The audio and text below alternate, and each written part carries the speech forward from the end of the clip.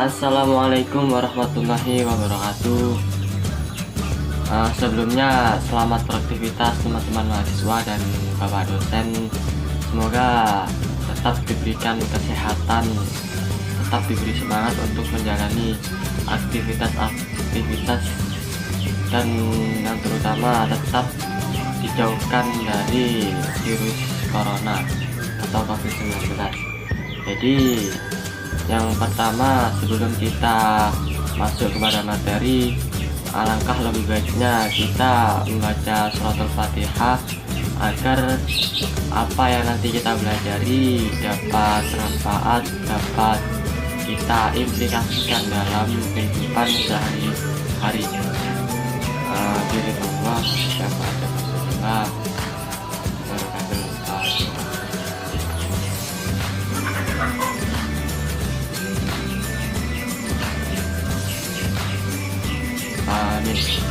Oke, langsung saja. Kali ini kita akan membahas tentang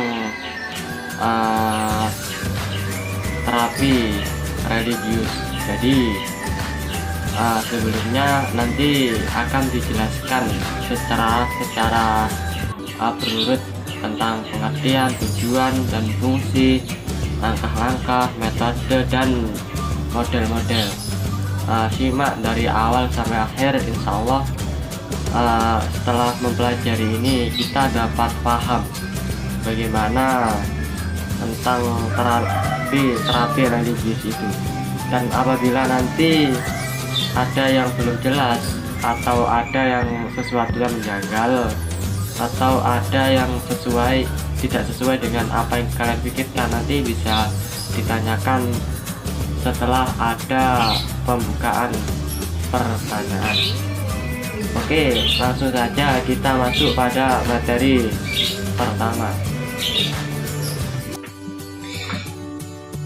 Ya, sekarang saya akan sedikit menjelaskan pengertian dari terapi religius.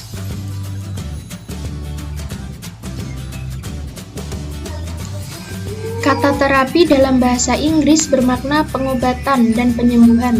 Terapi menurut Kamus Besar Bahasa Indonesia adalah usaha untuk memulihkan kesehatan orang yang sedang sakit atau pengobatan penyakit atau perawatan penyakit.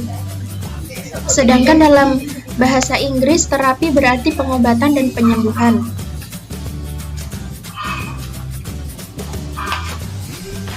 Sebagaimana yang dikutip oleh Juli Andriani, pengertian religius menurut Harun Nasution mengatakan bahwa asal kata religi adalah religi yang mengandung arti mengumpulkan dan membaca. Jadi, terapi religius adalah segala bentuk usaha dengan tujuan untuk memulihkan atau mengobati kesehatan fisik ataupun psikis orang yang sedang sakit melalui cara-cara yang diajarkan oleh agama. Yang selanjutnya yaitu adalah tujuan dan fungsi terapi religius. Tujuan dari terapi religius yaitu menyempurnakan diri pribadi dalam hubungan vertikal kepada Tuhan, hablum minallah, dan horizontal terhadap sesama manusia, hablum minannas, atau alam sekitarnya, hablum minal alam, sehingga terwujud keselarasan dan keseimbangan hidup menurut fitrah kejadiannya. Fungsi pencegahan atau prevention dengan mempelajari, memahami, dan mengaplikasikan ilmu ini, seseorang akan dapat terhindar dari hal-hal, keadaan, atau peristiwa yang membahayakan dirinya, jiwa, mental, spiritual, atau moralnya. Yang kedua, fungsi penyembuhan dan perawatan atau treatment. Fungsi penyembuhan atau perawatan psikoreligius akan membantu seseorang melakukan pengobatan, penyembuhan, dan perawatan terhadap gangguan atau penyakit, khususnya kepada gangguan mental, spiritual, dan kejiwaan. Yang ketiga, fungsi pensucian dan pembersihan. Fungsi pensucian dan pembersihan, psikoreligius melakukan upaya pensucian diri dari bekasan-bekasan dosa dan kedurhakaan dengan pensucian najis atau istinja. Pensucian yang suci atau fitri sholat taubat, dan pensucian yang maha suci atau zikrullah, mentauhidkan Allah. Selanjutnya adalah langkah-langkah dalam terapi religius. Ada beberapa cara untuk mencegah munculnya penyakit kejiwaan dan sekaligus menyembuhkannya melalui konsep-konsep dalam Islam, yaitu yang pertama, menciptakan kehidupan Islami dan perilaku religius. Upaya ini dapat ditempuh dengan cara mengisi kegiatan sehari-hari dengan hal-hal yang bermanfaat sesuai dengan nilai-nilai agama Islam. Yang kedua adalah mengintensifkan dan meningkatkan kualitas ibadah, karena dengan sembahyang, berdoa, dan permohonan ampun kepada Allah akan mengembalikan ketenangan dan ketentraman jiwa bagi orang yang melakukannya. Yang ketiga adalah meningkatkan kualitas dan kuantitas zikir. Dengan berzikir, orang dan menyebut nama Allah, hatinya akan tenang dan damai. Yang keempat adalah melaksanakan rukun Islam, rukun iman, dan berbuat ihsan. Karena Zakiyah Derajat dalam bukunya Islam dan Kesehatan Mental mengatakan bahwa ada pengaruh positif dari pelaksanaan rukun iman, rukun Islam, dan berbuat ihsan. Yang kelima adalah menjauhi sifat-sifat tercela atau al-akhlaq al-mazmumah. Karena sifat-sifat tercela secara langsung atau tidak dapat menimbulkan gangguan dan penyakit kejiwaan. Yang keenam adalah mengembangkan sifat-sifat terpuji atau akhlak al-mahmudah. Sifat-sifat terpuji akan bisa mencegah timbulnya gangguan kejiwaan atau penyakit rohaniah. Selanjutnya yaitu metode terapi religius. Metode dalam terapi religius ada 5. Yang pertama ada metode wawancara.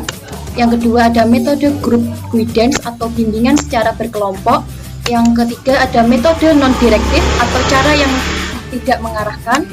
Yang keempat ada metode psikoanalistik atau penganalisaan jiwa.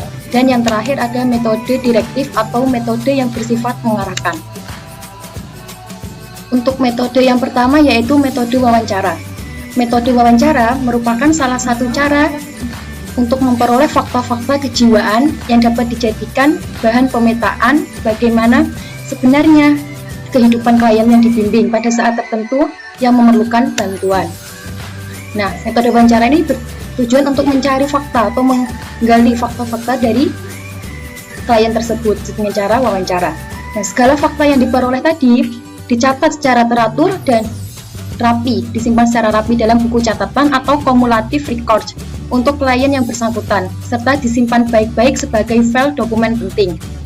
Pada saat dibutuhkan, catatan pribadi tersebut dianalisa dan diidentifikasikan untuk bahan pertimbangan tentang metode apakah yang tepat dilakukan bagi klien tersebut. Sehingga metode wawancara merupakan langkah awal dalam menentuan untuk penanganan klien tersebut.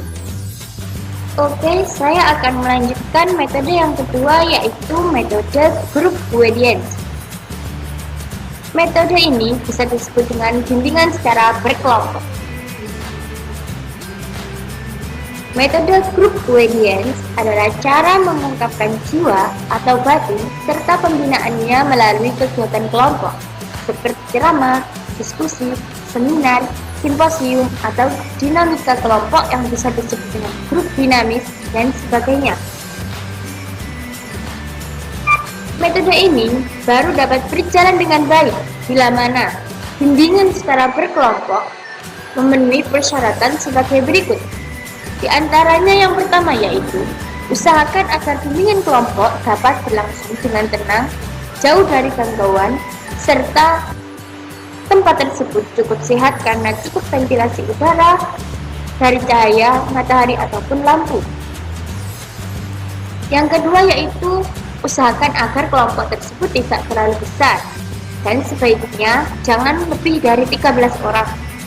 Untuk yang terakhir adalah secara periodik, bimbingan kelompok perlu dilaksanakan dan diisi dengan ceramah-ceramah tentang hal-hal atau topik-topik masalah yang berkaitan dengan pengembangan karir, tentang pekerjaan, dan jabatan-jabatan swasta atau pemerintah yang tersedia, tentang orientasi lanjutan di lembaga-lembaga pendidikan yang lebih tinggi. Selanjutnya saya akan menjelaskan metode non-direktif. atau cara yang tidak mengarahkan. Cara lain untuk mengungkapkan segala perasaan dan pikiran yang tertekan sehingga menjadi penghambat kemajuan klien adalah metode non-direktif. Metode ini dibagi menjadi dua macam, yaitu 1. Metode client-centered, yaitu metode ini terdapat dasar pandangan bahwa klien sebagai makhluk yang bulat yang memiliki kemampuan berkembang sendiri dan sebagai pencari kemantapan diri sendiri atau self-consistence. Yang kedua, metode edukatif, yaitu cara pengungkapan tekanan perasaan yang menghambat perkembangan klien dengan mengkorek sampai tuntas perasaan atau sumber perasaan yang menyebabkan hambatan dan ketegangan dengan cara-cara object-centered yang diperdalam dengan permintaan atau pertanyaan yang motivatif dan persuasif atau meyakinkan untuk mengingat-ingat dan serta didorong untuk berani mengungkap perasaan tertekan sampai ke akar-akarnya. Dengan cara demikian dapat terlepas dari penderitaan batin yang bersifat objektif atau pada hal yang menyebabkan ia terpaku pada hal-hal yang menekan batinnya. Selanjutnya yang keempat, metode psikoanalitik atau penganalisaan jiwa. Metode ini berasal dari teori psikoanalisa Freud yang dipergunakan untuk menggunakan segala tekanan perasaan, terutama perasaan yang sudah lagi tidak disadari. Menurut teori ini, manusia yang senantiasa mengalami kegagalan usaha dalam mengejar cita-cita atau keinginan menyebabkan timbulnya perasaan tertekan yang makin lama menumpuk. Bila mana tumpukan perasaan gagal tersebut tidak dapat diselesaikan, maka akan mengendap ke dalam lapisan jiwa bawah sadarnya. Untuk memperoleh data tentang jiwa tertekan bagi penyembuhan klien tersebut, dipergunakan metode psikoanalitik, yaitu menganalisa gejala tingkah laku baik melalui mimpi ataupun melalui tingkah laku yang serba salah itu terjadi berulang-ulang.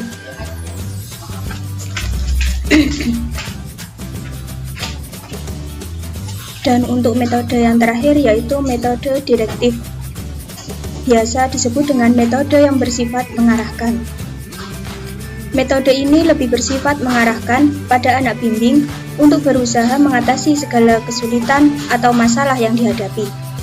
Pengarahan yang diberikan kepada klien ialah dengan memberikan secara langsung jawaban-jawaban terhadap permasalahan yang menjadi sebab kesulitan yang dihadapi atau dialami oleh klien.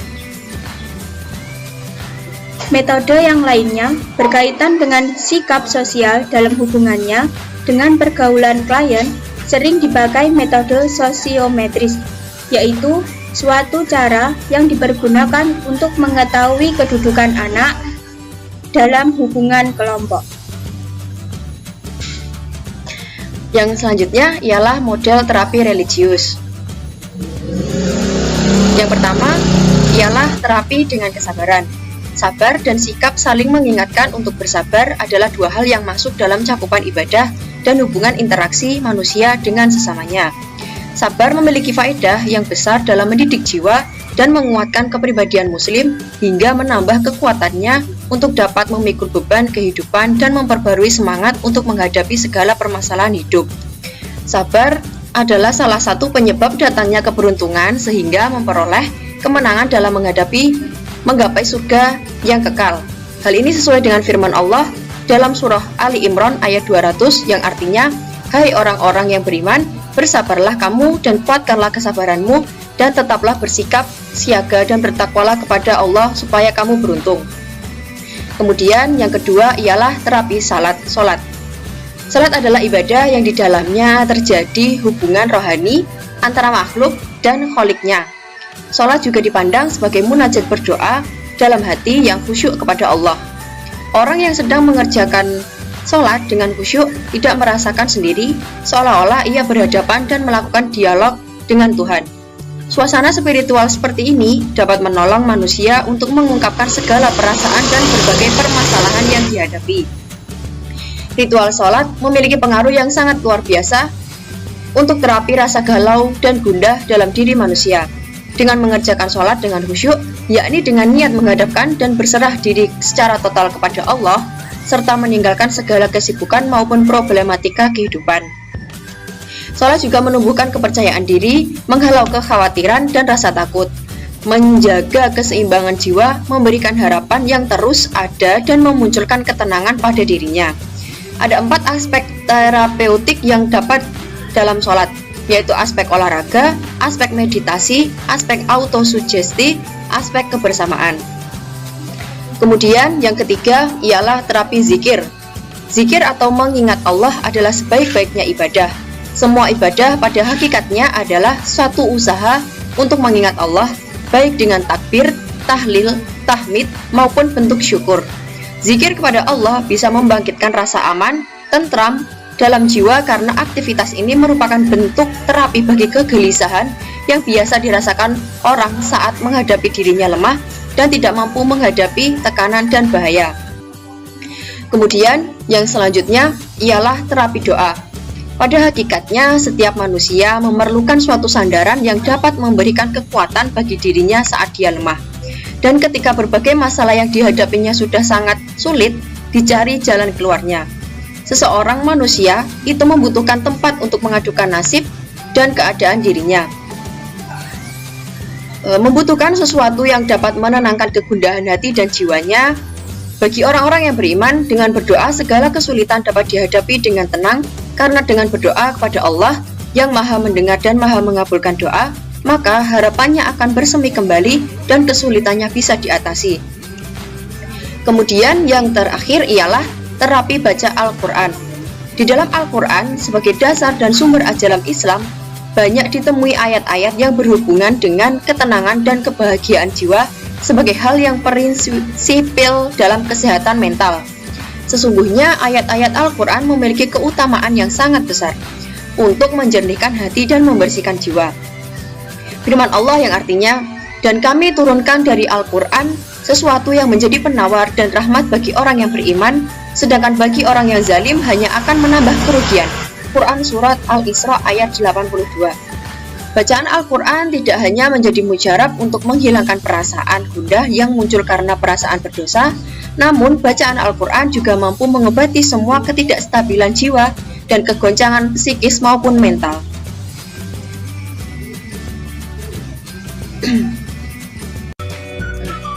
Sekian presentasi dari kelompok 3 mengenai terapi religius. Kurang lebihnya kami mohon maaf.